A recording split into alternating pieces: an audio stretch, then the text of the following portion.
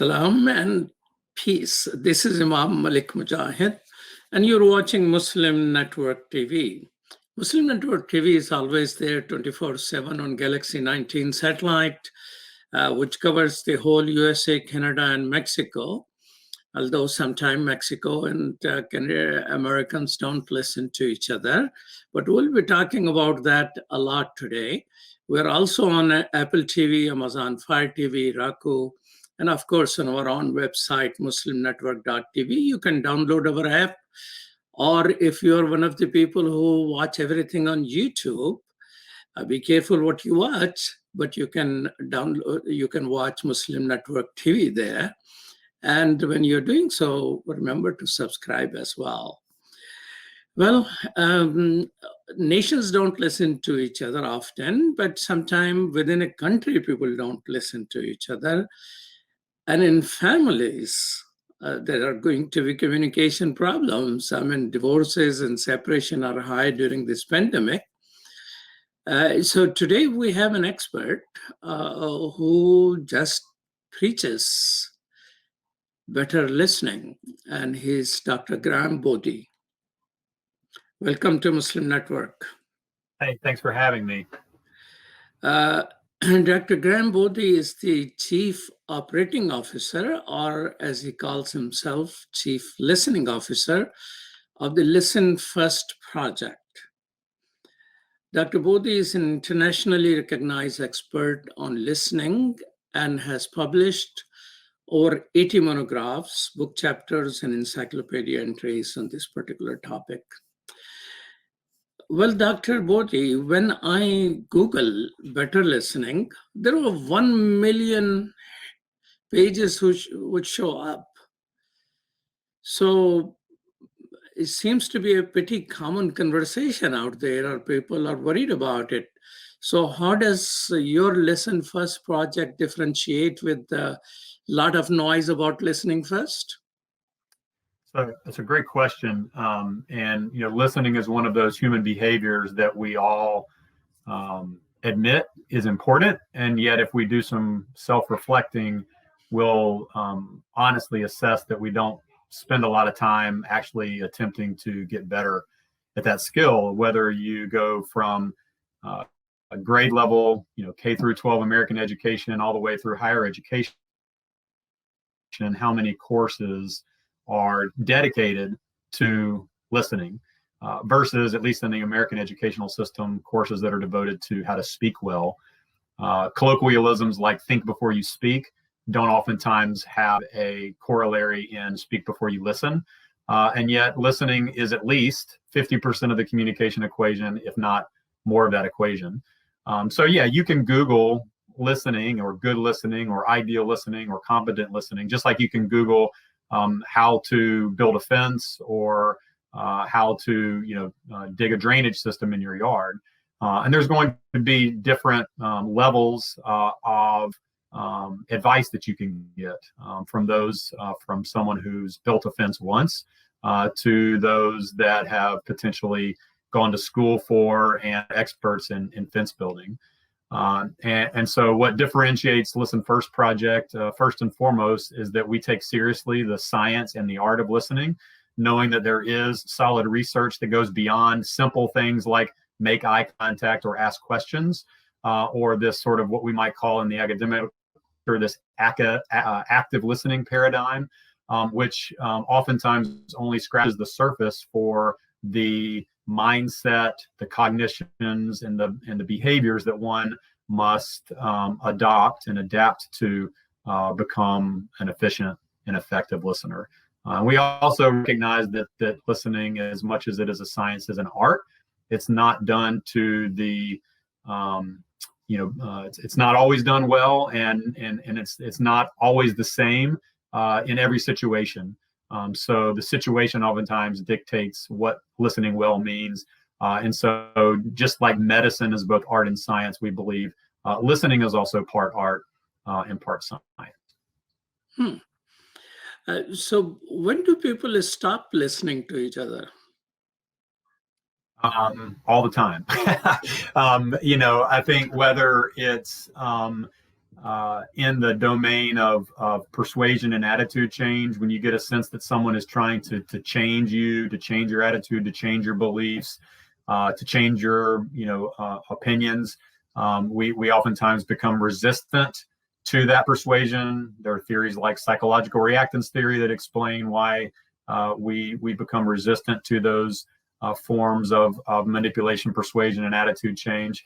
When something doesn't quite align with what we already believe, we oftentimes stop listening. When something is boring or otherwise doesn't grab our attention, or because we have a phone in our pocket and we're distracted, we oftentimes can stop listening and be more trying to pay attention to external distractions. So there's a host of internal and external distractions that limit our ability to always fully listen to others.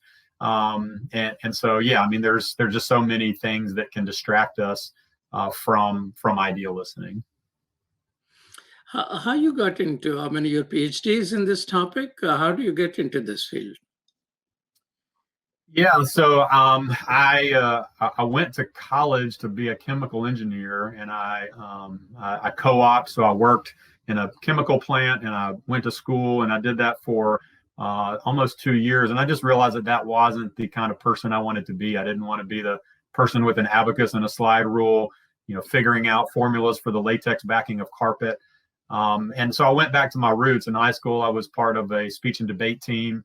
And so I found a department on campus called Communication Studies.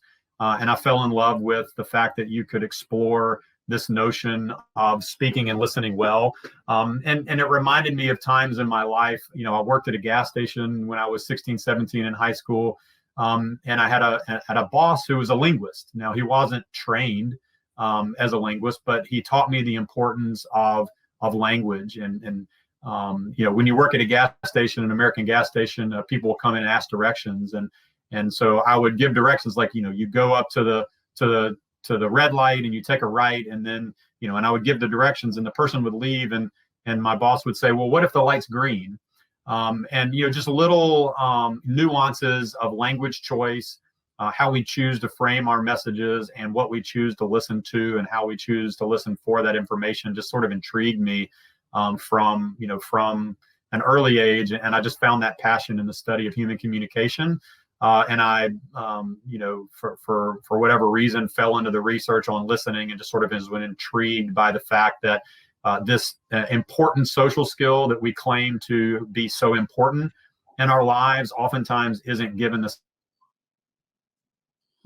scientific scrutiny that other forms of behavior are given. When was your this organization was established? Listen First Project was founded by our chief executive officer and founder, Pierce Godwin, in 2013. He wrote a piece called "A Time to Listen," and it got picked up and syndicated in newspapers across the country. And he decided, it might be a good idea, given the interest back then on listening across division, particularly political division, which was his domain of interest. Like any good millennial, he said, let's create a nonprofit, and he created that nonprofit in 2013. And I joined the organization around, I believe, 2017. So organization has been around for 8 years. How does it measure success? Is America listening more as a result of your not-for-profit working on it for 8 years? Yeah, it's a great question. I mean, I think we have many markers of success. I think for us as an organization, we're going to mark as successful if in 5 years we don't have to exist because people take for granted the importance of listening deeply to not only those people who are in their families and their friend circles, but people who are different than them. So maybe that doesn't happen in five years. Maybe it takes 100 years. But I think one marker of success is to see some of these measures of whether you call them incivility or demonization, these measures of people hating other people simply because they are different. If we can see some of those trends start trending down, I think that we can call our work successful. So tell me, since you're preaching the gospel of listening better, how does your own organization internally practices listening better? Yeah, so when I first came to the organization, we began some personal development type work. So I'm a consultant. I consult with organizations who want to establish listen first cultures in their organization and their corporations. And I use a tool called the Echo Listening Profile, which assesses the degree to which you have certain habits of listening, where you tend to listen to and for certain types of information. And so as a team, we went through the Echo Listening Profile. We talked about how our team dynamics are a function of the ways in which we process information. We also have about 250 partner organizations that do various kinds of workshops, trainings, and so forth. And we attempt to attend as many of those and to engage in as many of those opportunities as we can, and then promote those opportunities for other people to engage in. So we try as many models of engagement, of conversation, of listening first conversations, as we call them, as we can. We attempt to learn every day. We attempt to say, I'm an expert in listening. It doesn't mean that I always do it well. I don't always practice what I preach, so to speak. So every day I'm trying to become a better listener, what I might call becoming a more professional listener, both in my work life as well as in my family life, where oftentimes I'm probably the worst kind of listener, because I take my family, just like most of us take our families, for granted. And so how do I become a better listener to my spouse, to my kids, to my parents, and so forth? Okay, so share with us maybe 3 top tips of being a better listener in the family. So I think regardless of whether you're trying to become a better listener in your workplace or in your family, my 3 favorite today, now this may change tomorrow, but first and foremost is to take responsibility for effective listening. If we think about the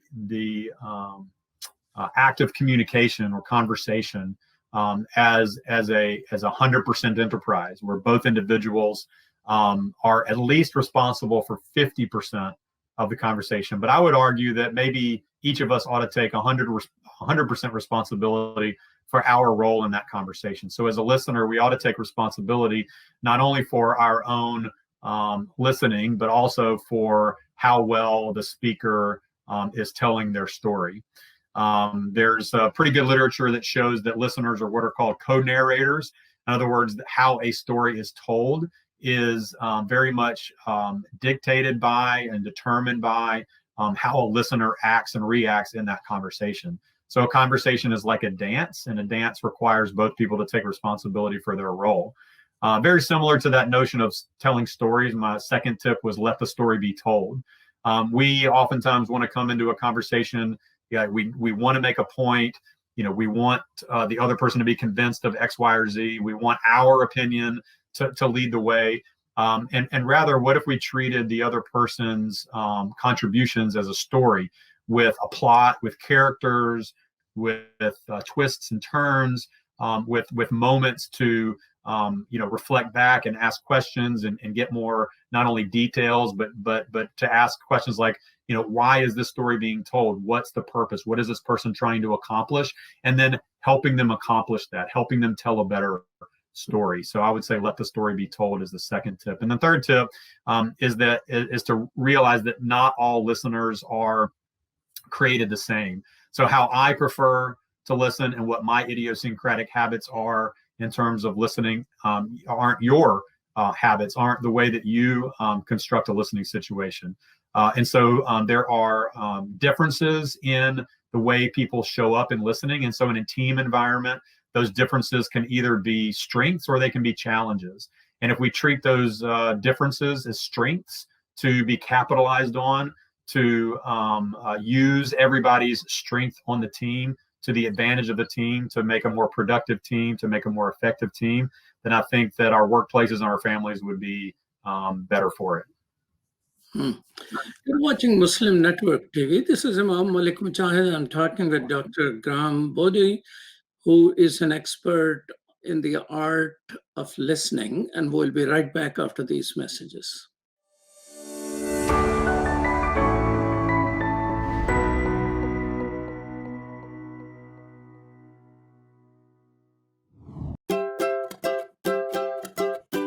Assalamu alaikum. My name is Adam. You remember me? I appeared in so many episodes that Sound Vision has put on the market. No matter what. Hey, what's happening? Hey, oh, sorry. Lockdown is what it is.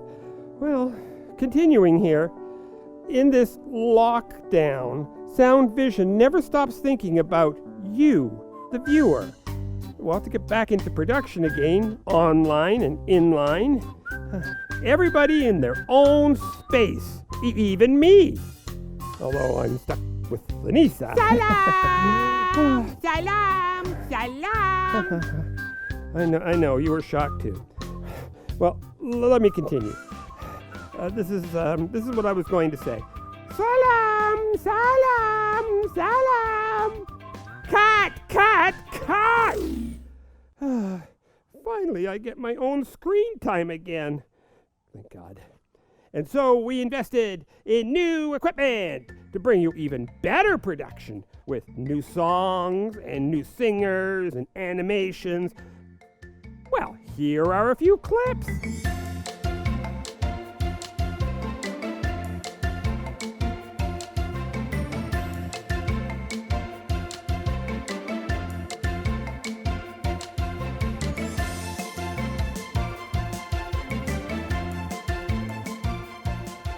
And Sound Vision has brought all this into your home, making Islamic values and teachings easy. And if you know me, Adam, a multi-talented actor, well, sometimes I'm an actor and the reporter and the... Oh, that's enough. Let's move on to the next section. Well, you can watch these new episodes on our new app at www.adamsworldapp.com. We have previews happening every day on Muslim Network TV. Sound Vision has been serving generations, moving and changing with the times. We are all faithfully connected. That is a huge blessing. Your donation helps keep these programs available now and into the future. We take this job of helping tomorrow's Muslims today seriously, and you should too. Today, we need your help. Children absorb and learn from everything they encounter. Make that wholesome, positive, grounded in our faith. Together, we can accomplish our goal of raising better Muslims, better neighbors, and better citizens. Please donate generously. It's an investment in our future. But to finish, let me tell you, there are new scripts of my new mission. And it is something that I enjoy talking about. My new mission is space. Houston, we do not have a problem. Salam, see you soon.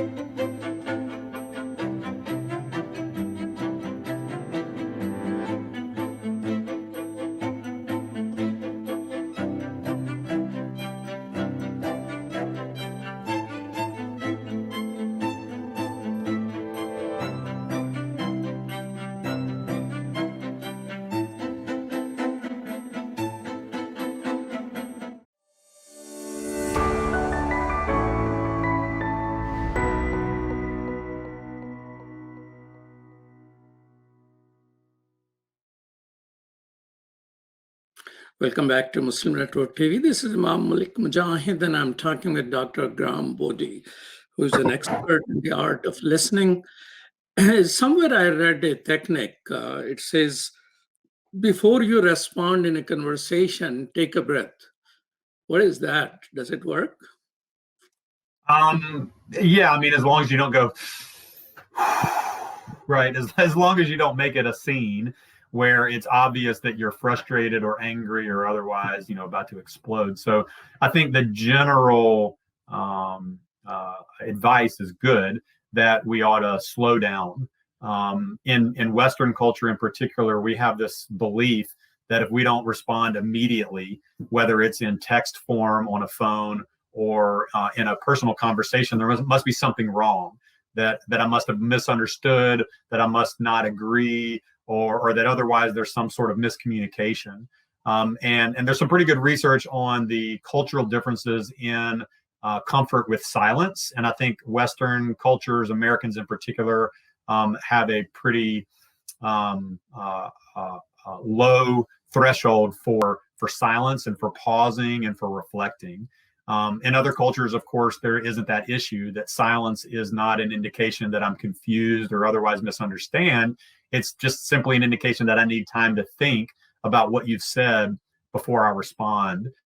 And so taking a breath, I think, allows us to center ourselves, to contemplate what we've heard, and to take a pause and to be comfortable with that silence. And so whether you are drawing from Eastern, mindfulness and meditation techniques, whether you practice yoga in a non-Western sense, or you're more of a mindfulness as a metacognitive strategy individual, any of these ways are going to help you to be less reactive, and to, as one of our partner organizations says all the time, to give your attention rather than mandate your intention on somebody else.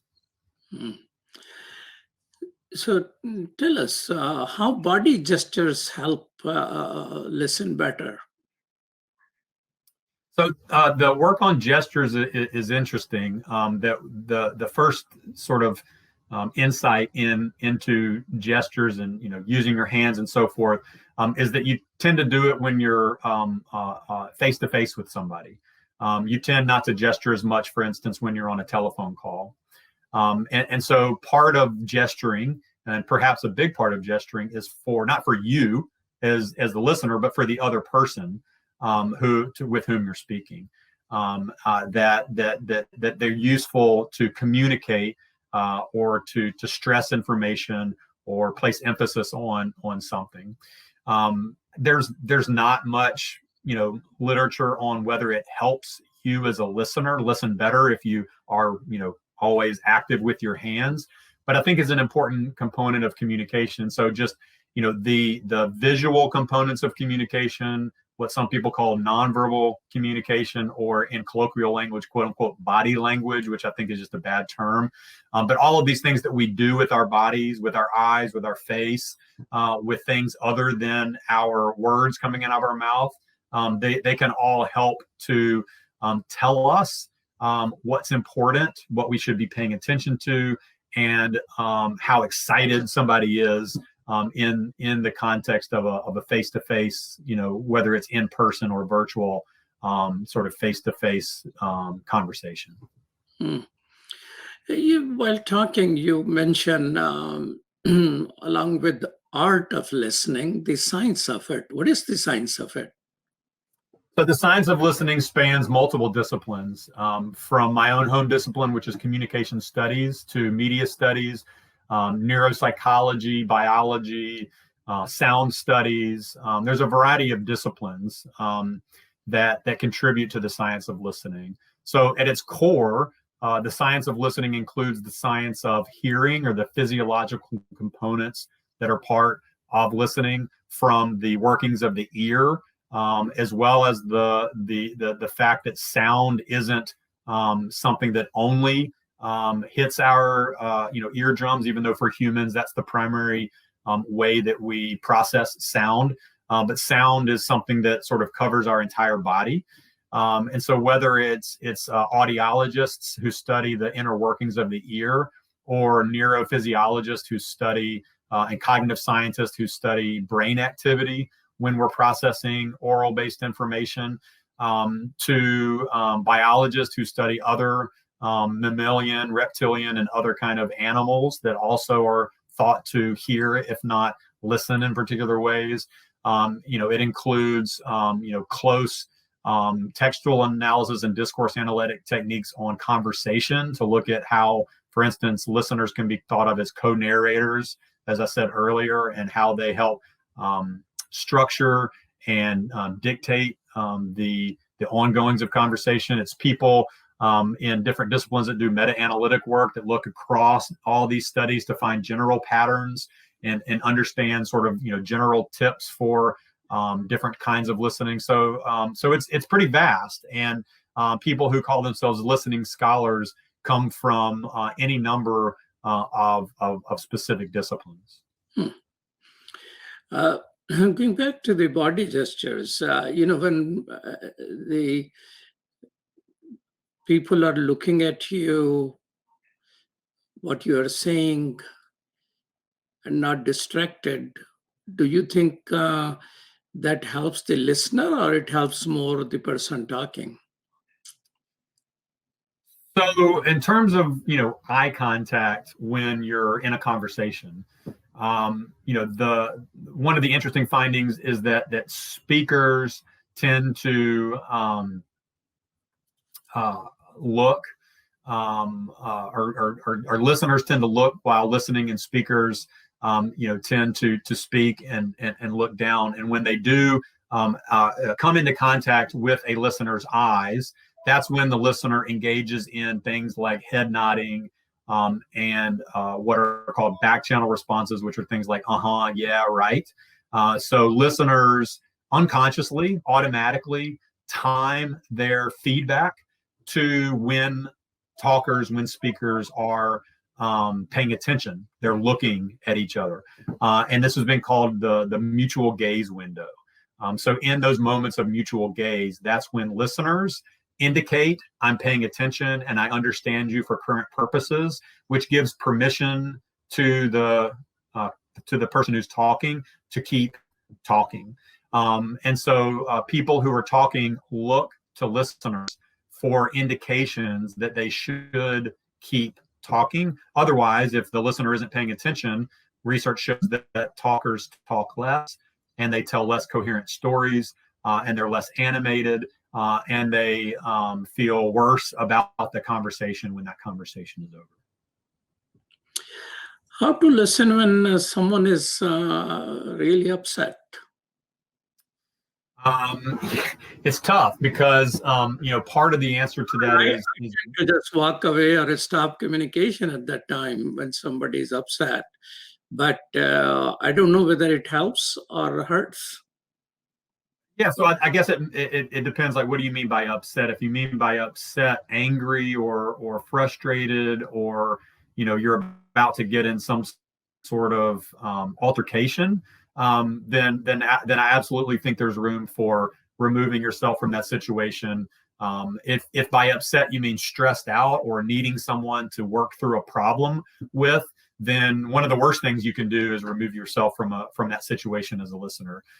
Because clearly that person felt like you were someone that they could turn to in a time of distress. So yeah, I guess I would turn it back and say, what do you mean by listening when emotions are high in general, or do you mean talking to someone when they're stressed out? When the emotions are high in generally. Yeah, I think in conflict situations, again, depending on the nature of the conflict and depending on whether you have someone who's a facilitator who can help mediate that conflict, clearly unresolved conflict is rarely a good thing. When there's underlying, and unresolved issues within any kind of relationship, not only do they fester, but eventually they can turn into serious, situations where countries are literally at war with each other because there's some unresolved conflict. In personal relationships, there are various models of conflict. None of them say avoid conflict. None of them say, forget about it or walk away from it completely. But some of them do suggest that at key moments in conflict-ridden situations, that there are times to walk away for a moment, to pause, to reflect, to potentially try to get some third party's evaluation or recommendation or perspective on the nature of the conflict and what might be helpful to help resolve that conflict. Tell me, what are the statistics about America and, say, another nation, say Canadian, who is better listener? I mean, give me some statistical knowledge here. Well, first of all, we don't know what a good listener is. There's no universal good listening. It is cultural dependent. So different cultures have different standards for listening. Even something like eye contact is not universal. The degree to which eye contact is something that's desired when you're listening and when you're speaking isn't universal, isn't culturally universal. And notions of politeness are not universal. And so different cultures, different communities have different standards. There's no universal standard, good speaking or good language use. It's all dependent on culture. And so I don't know whether Canadians or Americans are better listeners. I know we're all, as people, distracted and prone to being bad listeners. So your answer is all based on it depends. But tell me, are Americans better listener today than 10 years ago? I think that in many ways, the answer to that is probably no, that we are even more divided than 10 years ago in terms of our, tribal nature, that we don't listen on a political level. There's pretty good evidence that we at least feel like there's more division. America has never been unified. We've never been, of one necessarily. There's always been divisions.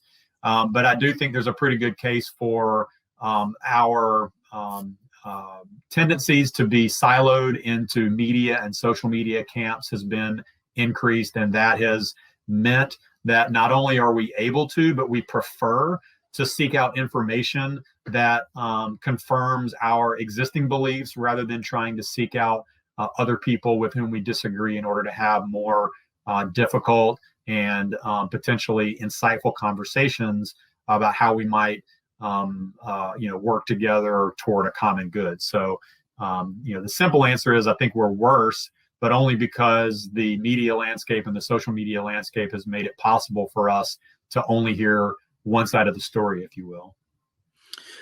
You're watching Muslim Network TV. This is Imam Malik Mujahid and Dr. Bodie. We are talking about art of listening. And keep watching. There's art of watching. Sometimes I take notes while watching, and this is a topic in which you may enjoy doing that as well. We'll be right back after these messages.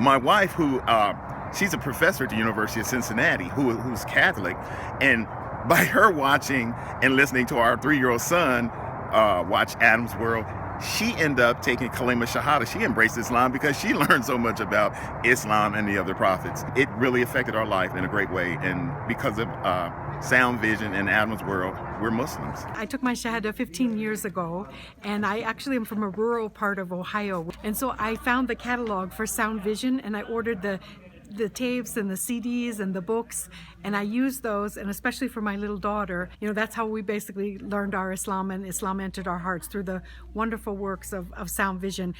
Okay, assalamu alaikum, brother. I just want you to know that I love the Sound Vision website, that a lot of times when I'm looking for information, especially as it relates to homelessness, domestic violence, and women issues, I go to that website, and then I see what you've written, and then I copy and paste it and spread the word, because the wisdom is there. So I can't do any better than what Sound Vision has already done.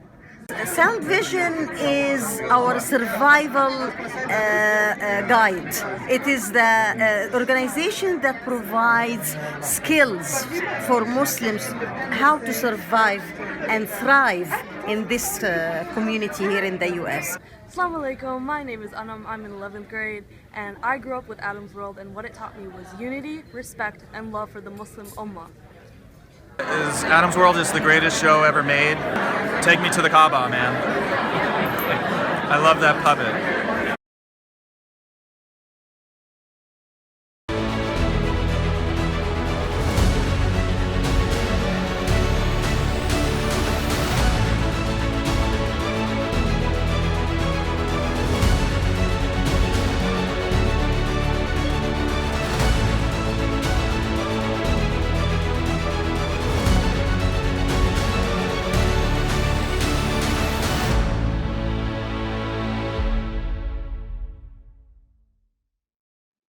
Welcome back to Muslim Network. This is Imam Malik Mujahid, and I'm talking with Dr. Bodie, who is a scholar and teacher and an instructor in the art of good listening. While researching for this particular show, I ended up learning a bit here and there. But one of the article really, Graham, devastated me. I was pretty shaken. I ended up putting a post on my Facebook and tweeting 2-3 times about that. And that article was about some children who have found it extremely difficult to talk to their parents about something which is going around in our country, and that is QAnon. And these were children whose parents believe in QAnon. And they're talking about how enjoyable life was with their mother or father until they got deep into these things. And they're from both sides. I mean, one is talking about her mother, who was a twice Obama voter, who now is in deep in this theory and thinks pedophiles are taking over our government, and Biden will never be elected, and never be taken an oath, and Biden is actually is hologram, and whatever oath-taking ceremony took place is not real. So children stories, some of them have, are in their homes, but limiting themselves to their bedroom and not communicating with their parents. Many of those were moms whose children reported. Some of them have left their homes, still they love, not receiving anything on birthdays or not even a card or a phone call. So one who gave his first name and was okay with that is Sam.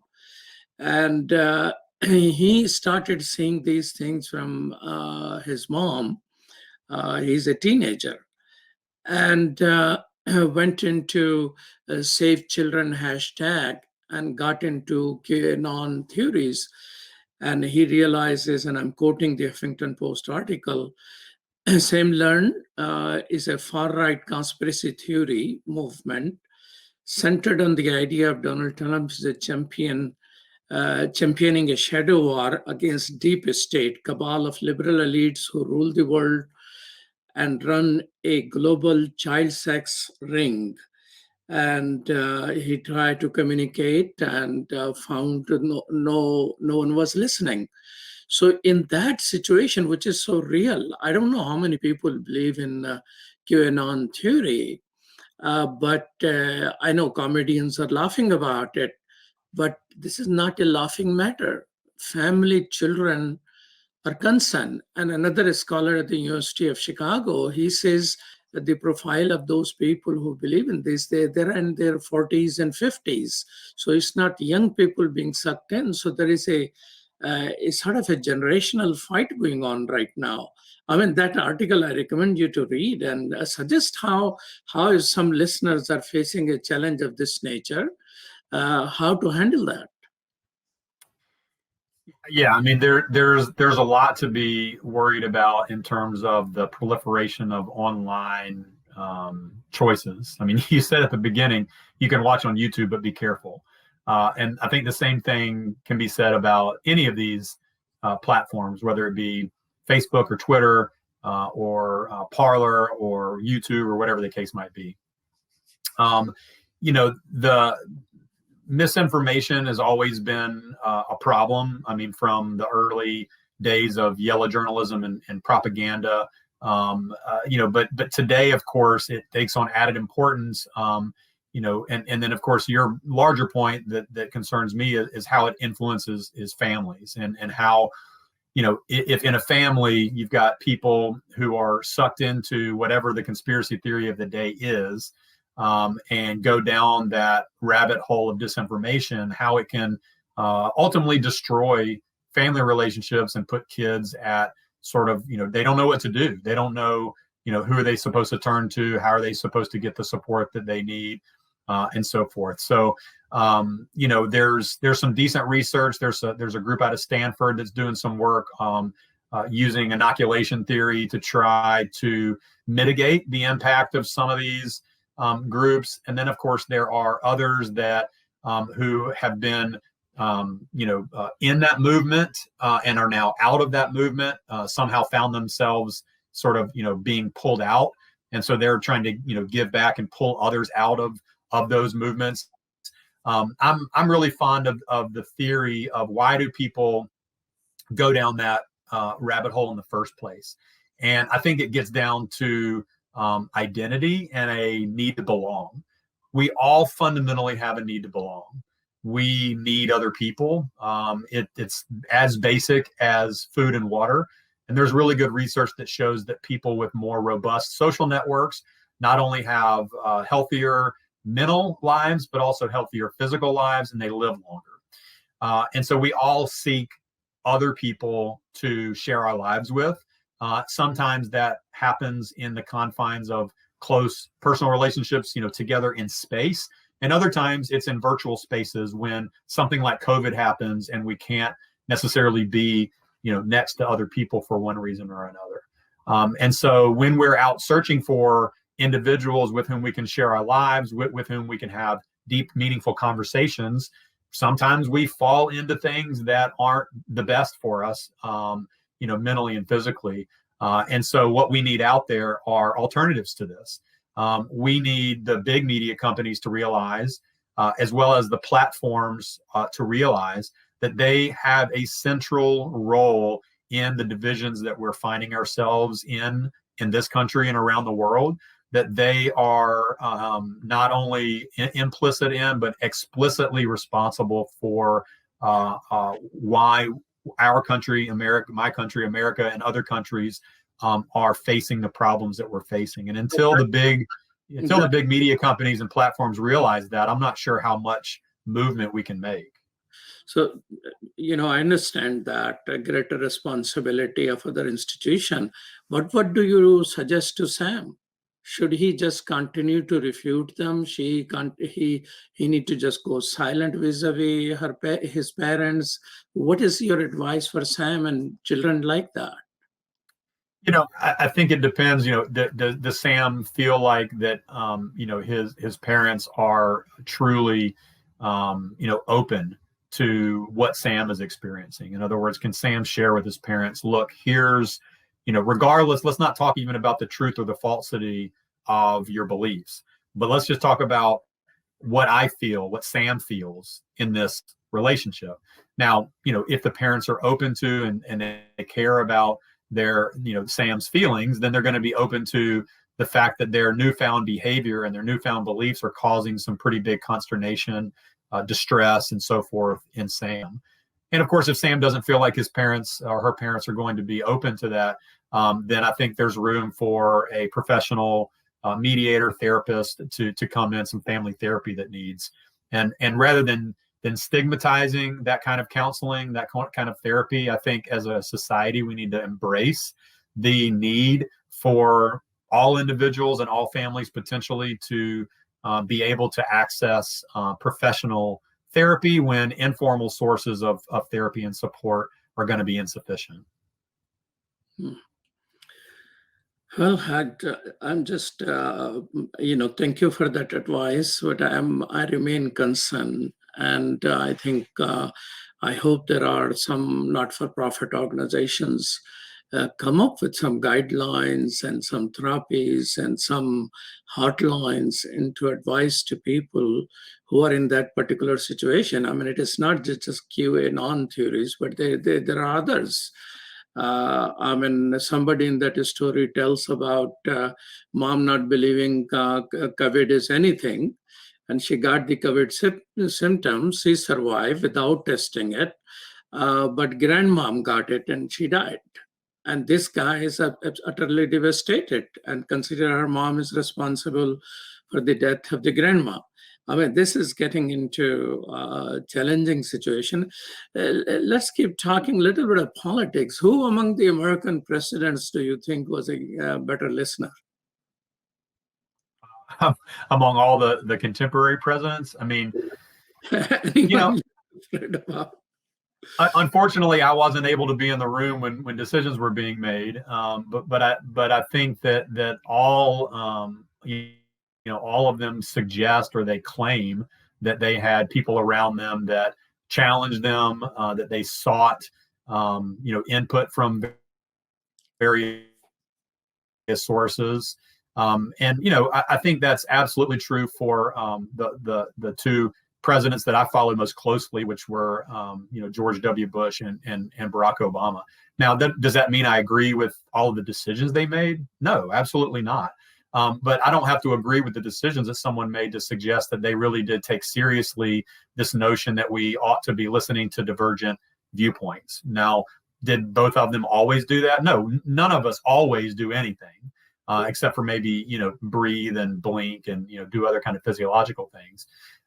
So I'm in the middle of reading Obama's book right now, and the way that he tells his story, he very much tells a story that he was open to and sought different opinions from people around him. And I think you can look at his cabinet, the diversity in his cabinet positions to suggest that he took that seriously at least at that level.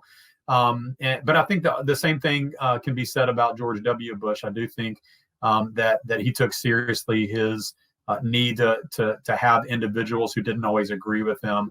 And I think you saw that in a Biden's inauguration when the two of them, along with Bill Clinton, were encouraging Americans to come together, to unite, to talk across difference. And so, whether or not they always did it inside of their presidency, I don't know, because I wasn't there. But looking at their outward-facing actions after their presidency, it does seem to me that they want this sort of past life that we used to have in American politics, where we were able to more sort of take seriously the need for multiple perspectives, bipartisanship, multi-partisanship to make decisions. Tell me, you're a consultant. Is there anyone among the little politician here and there who has retained your services to learn how to listen better? Politicians? Yeah. I've never consulted a politician, but if anybody are watching, I'd love to. So who consults you? So I've consulted with organizations, sales-based organizations mainly.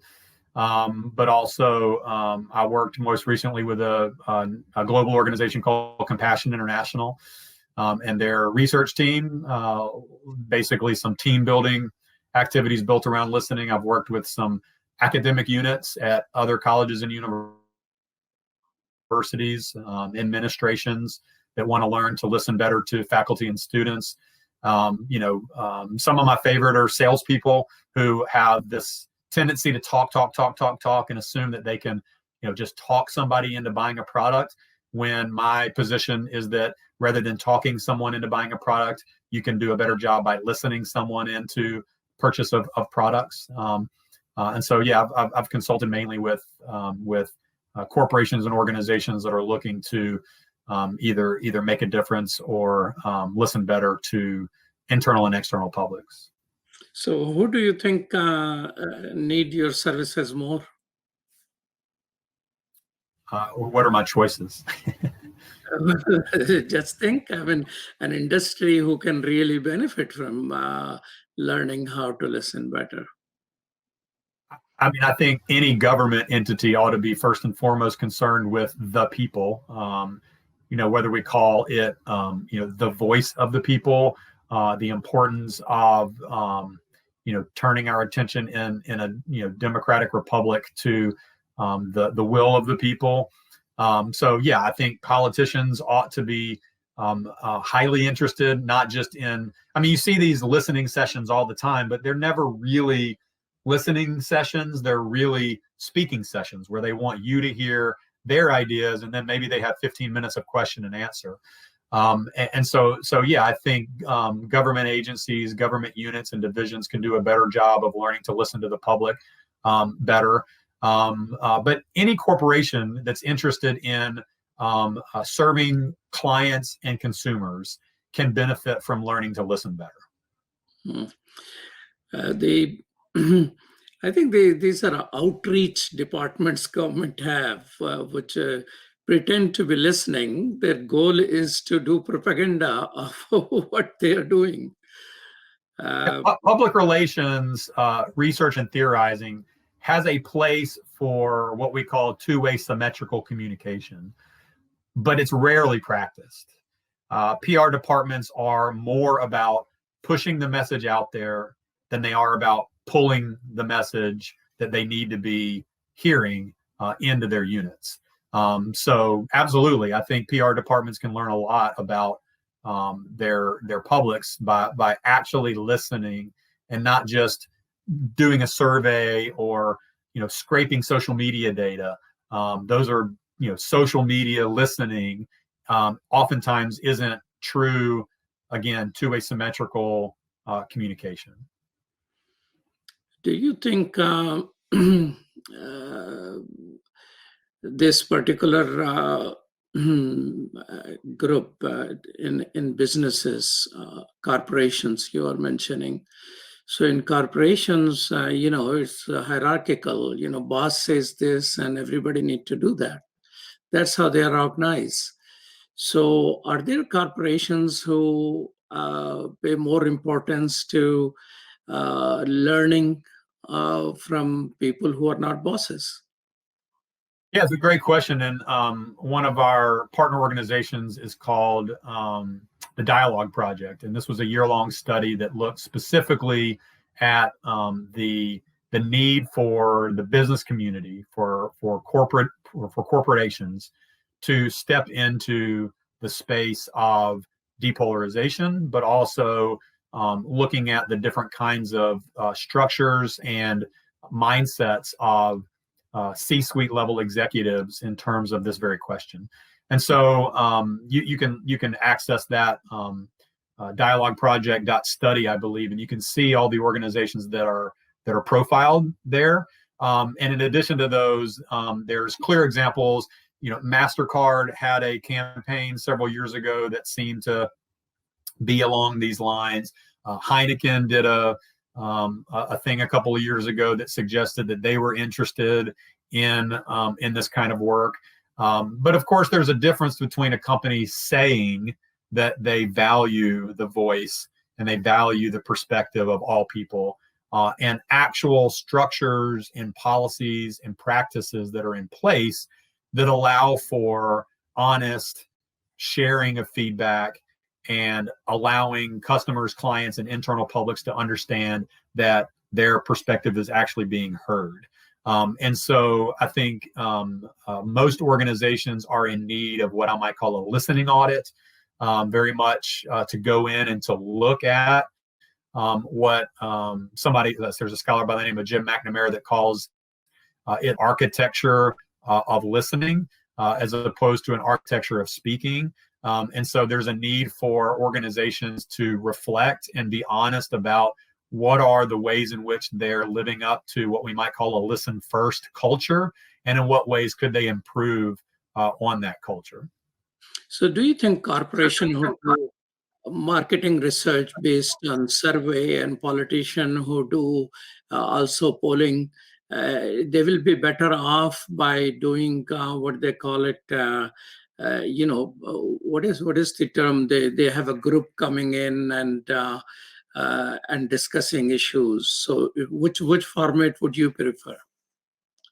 I mean, surveys is one tool. Social listening techniques is one tool. I'm not saying to get rid of those things, but absolutely supplement them. There's some really good research coming out of UC Berkeley by a guy named Brockman. It's called deep canvassing. So in the political realm, what we're finding out is that in order to shift attitudes and opinions, there needs to be more than just polling. There needs to be more than just answering a single question on a survey. There needs to be some deep level storytelling and story listening reflection. And so very much like a corporation, I think, that you can do surveys all day long, but unless you're doing some sort of deep listening, whether you call it a focus group or an in-depth interview or a listening session that's truly a listening session, but also providing that feedback loop so that people understand that my perspective is not only being taken in, but is something that's being done in order to recognize the legitimacy of how I'm feeling at the workplace. Well, the last question, and you have just 30 seconds to answer. Any tips on better listening on Zoom? Zoom is tough, but I think that better listening on Zoom, very much like better listening in person, is predicated on having that mindset that what I have to say is less important than what the other person has to say.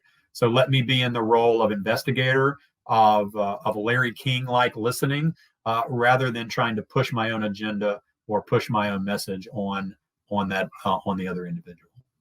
Well, thank you so much, Dr. Graham Bodie, for your time. Thank you. Thank you. It was a pleasure. Yeah, and I hope I'm not asking too many hard questions with you. Oh, I enjoy it. It takes me back to grad school, so I appreciate it. Okay. And thank you, Sherdil Khan and Dr. Abdul Wahid, for producing our shows. And thank you for watching. I hope you learn a bit here and there. Muslim Network TV is there 24/7, so stay tuned for other programming. You're watching Galaxy 19 satellite or Apple TV, Amazon Fire TV, Roku, or our own website, muslimnetwork.tv. Peace. Salam.